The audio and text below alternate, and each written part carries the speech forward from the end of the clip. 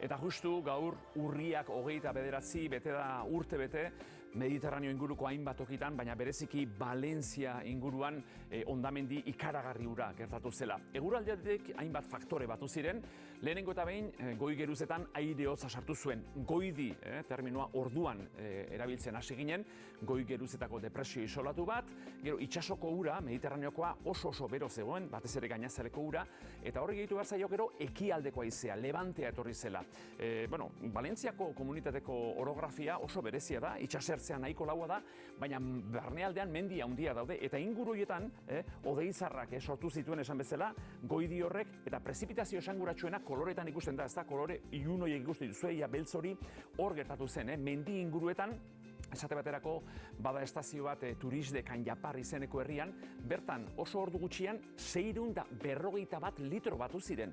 Hori ikaragarria da, Valentzia bertan hiriburuan edo Castello aldean, Alakant aldean eta kostapartean oso euri gutxi egin zuen, baina gero mendietatik itsasoroko bidean, barranko horietan, arroila horietan euri izugarri pilatu zen, uholde ikaragarriak izan ziren, eta ondorioa oso nabarmena da. Urtebete pasatu da, Junean Soleaga estazio horren arduradunarekin egon da. Bera Daniel Millan da, eta bera kontatuko digu nola bizi izan zuen egunura.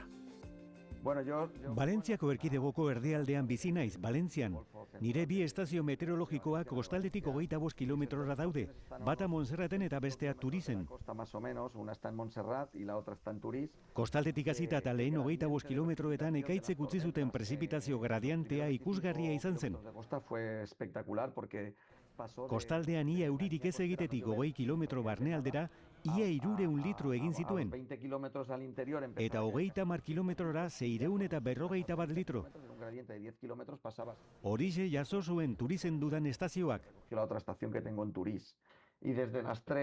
Arratsaldeko 3:00 zazpiak arte, 4 ordu horiek kritikoak izan ziren, izugarriak. Hor nire estazioak euripiloa hartu zuen. Estazio horrek 20 urte baino gehiago ditu. Abametekoa ez ezik, aemetekoa ere banaiz. Eta estazio ofiziala daukat. Eta inoiz ez dut horrelakorik ikusi. Euri zaparra da ikaragarriak eta kaskabarra 2 orduz. Izututa nengoen. Eta niri meteorologia asko gustatzen zait, baina gurasoei esan nien. Aita, hemen horrela badabil botatzen, zerbait gertatuko da seguru.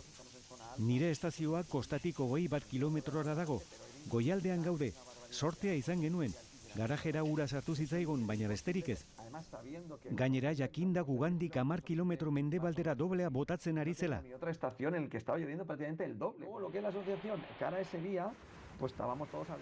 Egun hartarako elkartetik erne egon behar ginen. Estazioak alik eta denbora gehien izan behar genituen martxan. Gure datuak 5 minuturik behin berrizten ziren. Herritarrek jakin zezaten non ari zuen gehien botatzen. Ibai eta Sakan buruetan adibidez. Alde horretatik komunikazio guztiak erortzen hasi ziren prezipitazioa kostaldera eginala. Hain justu, errekak eta ibaiak hasten zijoazen heinean. Internet gabe gelditzen ginen eta elektrizitate gabe. Baina une batean erabateko hutsunea izan zen, komunikatzeko modu guztiak eten zirelako.